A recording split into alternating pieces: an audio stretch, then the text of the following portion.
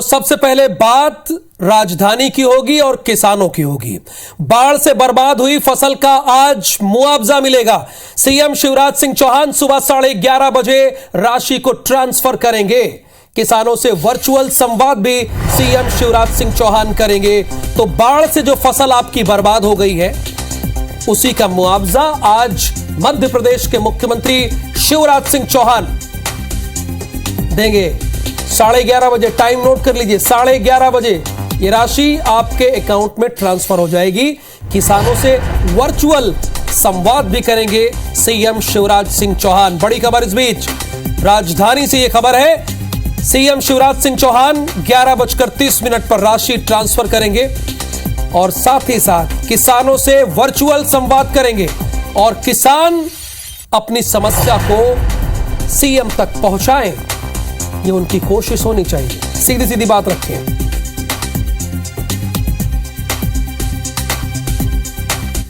तो ग्वालियर से खबर है, विवाहिता के साथ गैंगरेप हुआ है। विवाहिता के साथ बहनोई और उसके दोस्तों ने गैंगरेप किया है। बहनोई और दोस्तों ने भिंड और हजीरा में दुष्कर्म किया है। विवाहिता की शिकायत पर कंपू थाने में केस दर्ज हुआ है। पति से विवाद के बाद नारी निकेतन में रह रही थी विवाहिता। सुलह कराने के बहाने बहनोई ने झांसा दिया है। और आप जानते हैं, अगर रेप या गैंग रेप के आंकड़े उठा के देखेंगे तो उसमें परिचितों की संख्या 80% से ज्यादा है जो परिचित होते हैं। विवाहिता के साथ बहनोई और उसके दोस्तों ने गैंग रेप किया है। बहनोई और दोस्तों ने भिंड और हजीरा में दुष्कर्म किया है, यानी 2 अलग अलग जगहों पर। विवाहिता की शिकायत पर कंपू थाने में केस दर्ज हुआ है। और अब खबर ग्वालियर से है, डेंगू से शहर में पहली मौत हुई है। 9 साल के मासूम हर्ष कुशवाहा ने इलाज के दौरान दम तोड़ा है। दिल्ली में दम तोड़ा है। 30 सितंबर को हर्ष की डेंगू की रिपोर्ट पॉजिटिव आई थी। जिले में डेंगू मरीजों का आंकड़ा 116 पहुंच चुका है। डेंगू कोई लाइलाज बीमारी नहीं है, परंतु लापरवाही हो रही है। डेंगू से शहर में पहली मौत हुई है। 9 साल के मासूम हर्ष कुशवाहा ने इलाज के दौरान दम तोड़ दिया। 30 सितंबर को हर्ष की रिपोर्ट पॉजिटिव आई थी।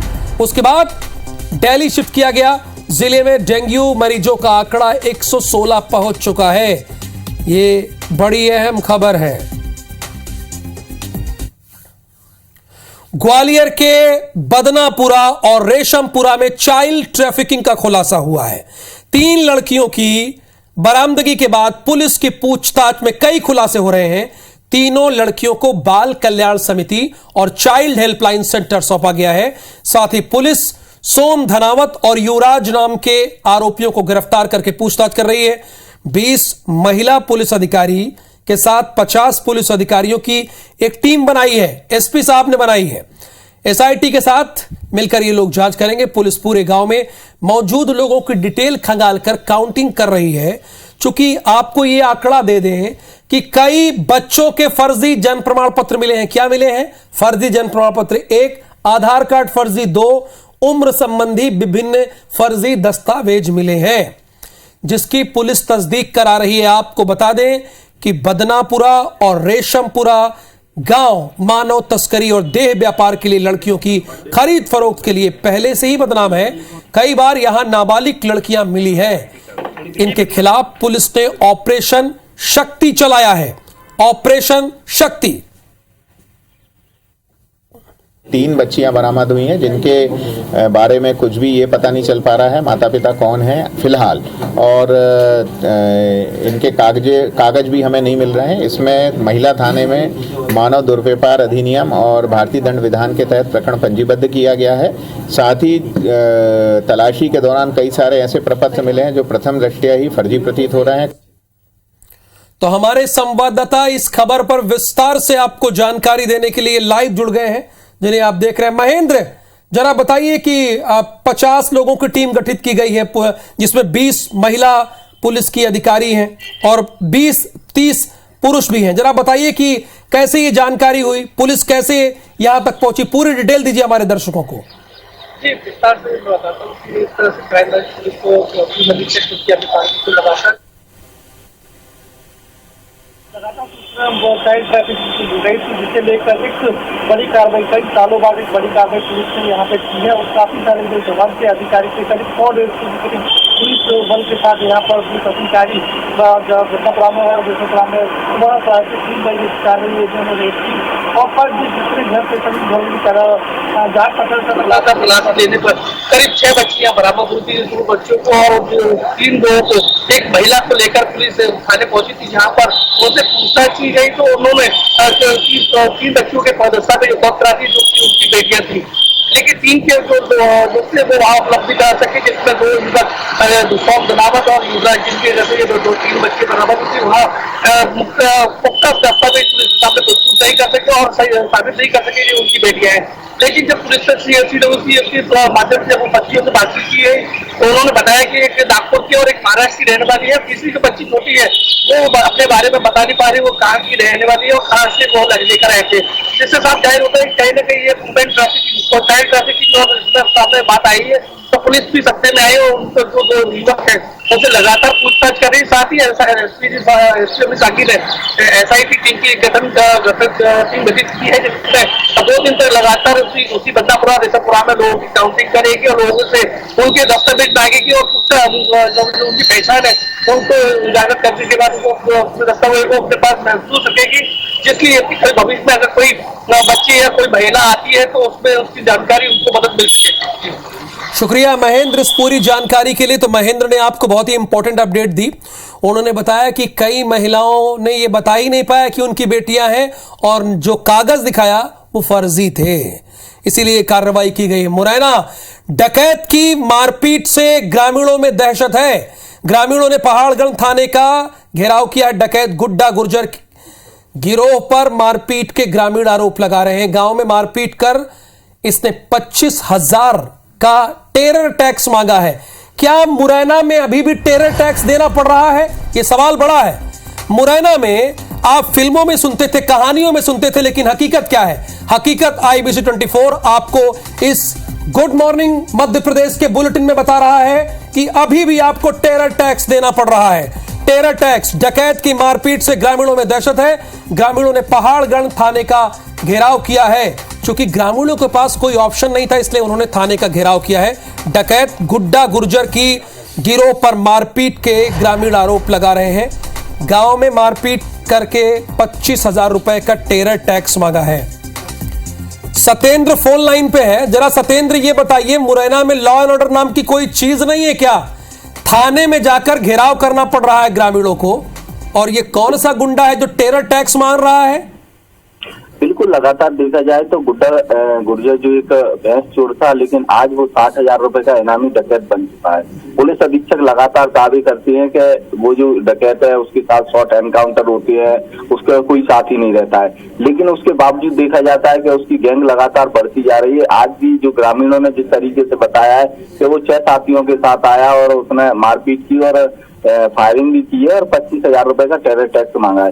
तो कहीं ना कहीं देखने में आता है कि अगर पुलिस अधीक्षक के द्वारा देखा जाए तो एक AD के नाम पर 10-12 लोगों की एक टीम बना रखी है। वो हमेशा जंगल में सर्चिंग करती है, लेकिन 8 महीने होने को जा रहे हैं लगातार। उसके बाद देखा जाए तो सिर्फ सर्चिंग के नाम पर या तो फोटो वीडियो सेशन जैसे जो मामले हैं वो वीडियो फोटो फेसबुक पर देखने को मिलती है, और जो डकैत पकड़े जाते हैं। सत्येंद्र ये भी बताइए, आप हमारे दर्शकों को, पूरे मध्य प्रदेश को बताइए कि थाने का घेराव इन लोगों को क्यों करना पड़ा? ग्रामीणों को पहाड़गढ़ की जो पुलिस है वो कुछ कर नहीं पा रही है क्या? बिल्कुल, ग्रामीणों का जिस तरीके से कहना है कि वो लगातार पुलिस को इसकी सूचना देते हैं, लेकिन पुलिस मौके पर नहीं पहुंच जाती है। एक साफ तौर से बात ये भी निकल कर आती है कि लंबे समय से एक जगह पुलिस के जो थाना प्रभारी हैं वो लंबे समय से उसी थाने में जमे हुए हैं। ये भी ग्रामीणों की तरफ से निकल कर आता है कि इसलिए इस कारण से कार्रवाई नहीं होती है। इस बार लगातार ये भी एक चीज देखने की आती है कि पहाड़गढ़ इलाके के जो आदिवासी परिवार है, चलिए फिलहाल ये बात पूरे मध्य प्रदेश को सुनाई दे गई कि अभी भी मध्य प्रदेश में एक इलाका है मुरैना, जहां पर टेरर टैक्स मांगा जा रहा है और ग्रामीणों को पुलिस थाने का घेराव करना पड़ रहा है, चूंकि पुलिस ग्रामीणों की सुन नहीं रही है। और अगर आप शिक्षक हैं और आप ये सोच रहे हैं कि आपका ट्रांसफर हो जाएगा, तो ये खबर आपके लिए है क्योंकि ट्रांसफर की आस में बैठे शिक्षकों को एक झटका लगा है। क्या झटका है, जरा सुनिएगा ध्यान से, थोड़ा आवाज बढ़ा लीजिएगा टीवी की। भोपाल समेत 19 जिलों में नहीं हो सकेंगे ट्रांसफर। ऑनलाइन ट्रांसफर के पोर्टल में 19 जिलों को क्या कर दिया गया है, लॉक। व्यवस्था प्राइमरी शिक्षकों के लिए लागू है। मिडिल और हाई स्कूल टीचर किसी भी जिले में आवेदन कर सकते हैं ट्रांसफर के लिए, लेकिन कौन नहीं कर सकता है। मैंने एक बार फिर से बताया, अगर आप प्राइमरी के अध्यापक हैं तो खबर को ध्यान से सुनना चाहिए और समझना भी चाहिए, क्योंकि गुड मॉर्निंग मध्य प्रदेश की कोशिश यही है। भोपाल समेत 19 जिलों में नहीं हो सकेंगे ट्रांसफर। विवेक हमारे संवाददाता बताएंगे आपको कि क्यों नहीं हो सकेंगे ट्रांसफर। हाई स्कूल के तो होंगे, ये प्राइमरी शिक्षकों के साथ ये व्यवस्था क्यों है, विवेक जरा बताइए आप। मध्य प्रदेश के 19 जिले ऐसे हैं जहां पर शिक्षकों की जो व्यवस्था है वो अतिशेष में है। यहाँ पर जरूरत के मुताबिक जो है शिक्षक नहीं है, उससे ज्यादा संख्या में शिक्षक है, यानी एक पद पर कई शिक्षक तैनात है। ऐसी स्थिति में इन 19 जिलों को ट्रांसफर की जो प्रक्रिया है, जो ट्रांसफर की प्रक्रिया अभी चल रही, जिसकी 7 अक्टूबर तक अंतिम तारीख है, 7 अक्टूबर। इन जिलों में ये ट्रांसफर नहीं हो पाएंगे जहां पर अतिशय शिक्षक है। और ऐसी स्थिति में यहाँ प्राइमरी स्कूल के जो टीचर है, जो ट्रांसफर के इंतजार में लंबे समय से बैठे थे, उनको ये एक झटका लगा है, क्योंकि उन जिलों में पहले से ज्यादा शिक्षक हैं, इसलिए जरा क्लियर कीजिए हमारे दर्शकों को। निश्चित तौर पर उन जिलों में ज्यादा शिक्षक है, शिक्षकों की संख्या जो है अधिक है। ऐसी स्थिति में वहां पर ट्रांसफर नहीं हो पाएंगे, खासकर प्राइमरी स्कूलों के। और इसलिए जो स्थानांतरण का जो पोर्टल बनाया, ऑनलाइन जो आवेदन का जो पोर्टल बनाया है, उस पोर्टल पे इन जिलों को जो है लॉक कर दिया गया है प्राइमरी स्कूलों के टीचर के लिए। और इसलिए प्राइमरी स्कूल के टीचर पिछले कुछ दिनों से जो है काफी परेशान हो रहे हैं, क्योंकि पोर्टल पर उनके आवेदन नहीं लिए जा रहे हैं। उसके पीछे जो कारण सामने आया है वो यह है कि इन जिलों में अतिशय शिक्षक है, शिक्षकों की संख्या ज्यादा है। विवेक ने क्लियर कर दिया, विवेक ने बता दिया क्यों नहीं हो पाएंगे। चूंकि 19 ऐसे जिले हैं मध्य प्रदेश में जहां पर ज्यादा टीचर है। मान लीजिए कोई स्कूल है, वहां पर 5 टीचर होने चाहिए, तो यहां पर कितने हैं, ये मैंने कहा मान लीजिए तो 7 हैं, इसलिए आपके ट्रांसफर नहीं होंगे। कुल कितने जिले हैं, 19 जिले हैं। तो अगर आप रेल कर्मी हैं तो आपके लिए गुड न्यूज है, क्योंकि आज से 14,000 रेल कर्मियों को बोनस देगा रेलवे। भोपाल रेल मंडल के हर कर्मचारियों को करीब 18,000 रुपए का बोनस मिलेगा। रेलवे के तृतीय और चतुर्थ श्रेणी कर्मचारियों को मिलेगी बोनस की राशि। तो अच्छा लगता है कि अगर अपनी सैलरी के बाद भी कुछ बोनस मिल जाए तो ये किसी के भी जीवन में बड़ा अच्छा होता है। तो भोपाल से खबर यह है कि आज से 14,000 रेल कर्मियों को बोनस मिलेगा। भोपाल रेल मंडल के हर कर्मचारियों को करीब 18,000 रुपए का बोनस मिलेगा, यानी सीधे सीधे इससे 18,000 लोग लाभान्वित होंगे।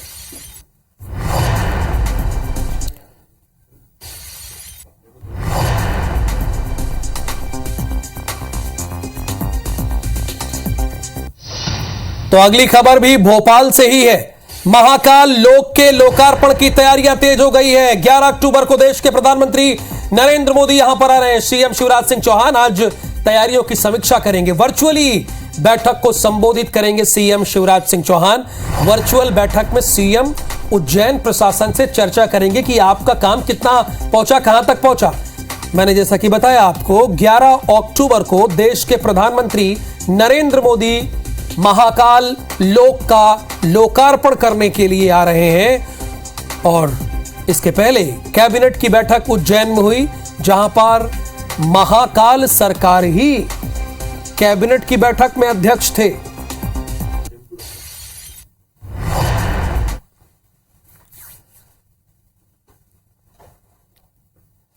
तो भोपाल के बड़े तालाब के संरक्षण की जिम्मेदारी प्रशासन की होगी, लेकिन प्रशासन ने ही बड़े तालाब के किनारों पर नियमों को ताक पर रख दिया है और निर्माण करा दिया, जिसे लेकर याचिकाकर्ता ने एनजीटी में याचिका दाखिल कर दी है, जिसे स्वीकार कर लिया गया है।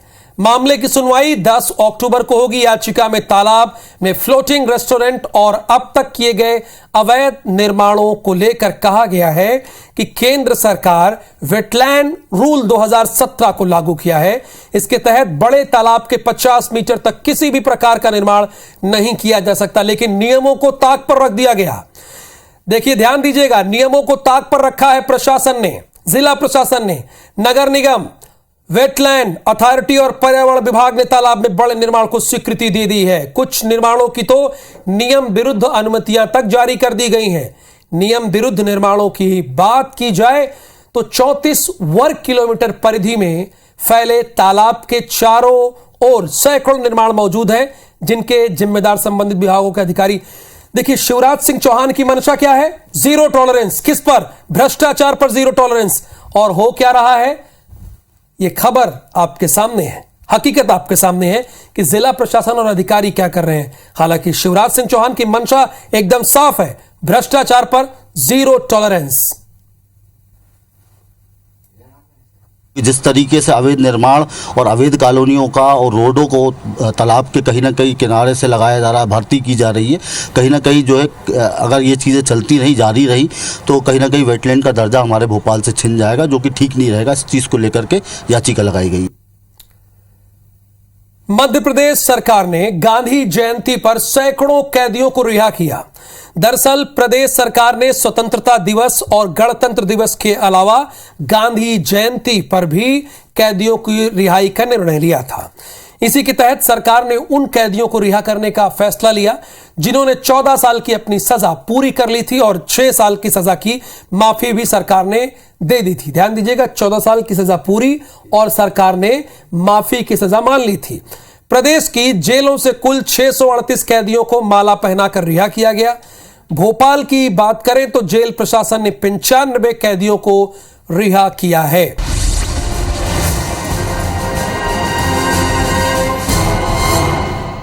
देवास में नवरात्रि की रौनक देखते ही बनती है। माता टेकरी और मां चामुंडा और तुलजा भवानी के दर्शन के लिए लाखों भक्त पहुंच रहे हैं। जबलपुर में बंग समुदाय की ओर से कई जगह दुर्गा प्रतिमा की स्थापना की गई, जहां सभी वर्ग के लोग शामिल हो रहे हैं। बंग समुदाय की ओर से बंगाली क्लब में आयोजित होने वाली दुर्गा पूजा का लंबा इतिहास रहा है। सबसे पहले दुर्गा पूजा की शुरुआत करीब 1939-40 में हुई थी। मध्य प्रदेश में नवरात्रि के दौरान गरबा पंडालों में गैर हिंदुओं के प्रवेश को लेकर काफी बवाल मचा हुआ है। इसी बीच खंडवा में गरबा पंडालों के बाहर बजरंग दल और विश्व हिंदू परिषद ने यह बोर्ड लगा दिया है कि गैर हिंदुओं का प्रवेश वर्जित है। गरबा पंडाल में आने वाले का गेट पर तिलक लगाया जा रहा है। वहीं मुख्य द्वार पर बाउंसर भी तैनात किया गया है। शारदीय नवरात्रि के अवसर पर विश्व हिंदू परिषद की ओर से हर साल की तरह इस बार भी शस्त्र पूजन और शौर्य संचलन कार्यक्रम का आयोजन किया गया, जिसमें भोपाल विभाग ने सैकड़ों महिला कार्यकर्ताओं ने हिस्सा लिया और पुलिस कमिश्नर ऑफिस के सामने आयोजित इस कार्यक्रम में बड़ी संख्या में युवतियों ने भाग लिया। कैबिनेट मंत्री राज्यवर्धन सिंह ने जबलपुर के दत्ती गांव पहुंचे, जहां औद्योगिक विकास और योजनाओं को लेकर उन्होंने कहा कि रोजगार बढ़ाने के लिए क्लस्टर का काम शुरू किया जा रहा है, साथ ही टेक्सटाइल का काम शुरू कर रहे हैं। केंद्रीय राज्य मंत्री फग्गन सिंह कुलस्ते नरसिंहपुर पहुंचे, जहां उन्होंने सेवा पखवाड़े के तहत ग्रामीण आबादी संपत्ति सर्वेक्षण अभियान की शुरुआत की। सर्वेक्षण का उद्देश्य नक्शे के आधार पर संपत्ति मालिकाना हक और सरकारी दस्तावेज तैयार करना है। सागर के मोतीनगर थाना क्षेत्र में रेलवे क्रॉसिंग के पास संबलपुर एक्सप्रेस की चपेट में आने से 3 युवकों की जान चली गई। हादसे में 2 लोगों की मौके पर मौत हो गई, जबकि तीसरे ने अस्पताल में इलाज के दौरान दम तोड़ दिया। राजधानी भोपाल की पूजा कॉलोनी स्थित एक घर में आग लग गई, जिसकी चपेट में आने से फ्रिज, टीवी समेत इलेक्ट्रॉनिक सामान, बर्तन, कपड़े और खाने का सामान जलकर राख हो गया। इस दौरान बुजुर्ग महिला और बच्चे ने भागकर अपनी जान बचाई। वहीं सूचना पर पहुंची दमकल की टीम ने 1 घंटे की मशक्कत के बाद आग पर काबू पाया। भोपाल में खुद को मैनेजर बताकर लोगों से करोड़ों की ठगी करने वाले आरोपी को पुलिस ने गिरफ्तार कर लिया। पुलिस के मुताबिक सेंट्रल बैंक का जोनल मैनेजर संजय सिन्हा ठगी को अंजाम देता था। ऐसा ही राजधानी में एक डेयरी फार्म को 2 करोड़ रुपए लोन दिलाने के नाम पर 20 लाख रुपए की ठगी की गई। भोपाल में ओलेक्स पर आईफोन बेचने का झांसा देकर ठगी करने वाले आरोपियों को जहांगीराबाद पुलिस ने गिरफ्तार कर लिया। पुलिस के मुताबिक आरोपियों ने फरियादी से 67,000 की ठगी की थी। मामले में पुलिस ने 2 आरोपियों को महाराष्ट्र से पकड़ा है। भोपाल निगम प्रशासन ने अपने तनाव को कम करने के लिए 3 दिवसीय खेल प्रतियोगिता का आयोजन किया है, जिसके तहत ओल्ड कैंपियन ग्राउंड पर नगर निगम इंजीनियर्स की ओर से आयोजित क्रिकेट टूर्नामेंट में सिविल विभाग ने बिल्डिंग परमिशन शाखा को रोमांचक मुकाबले में हराकर ट्रॉफी पर कब्जा जमा लिया।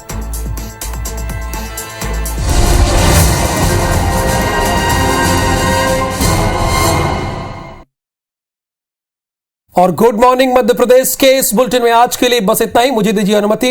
नमस्कार।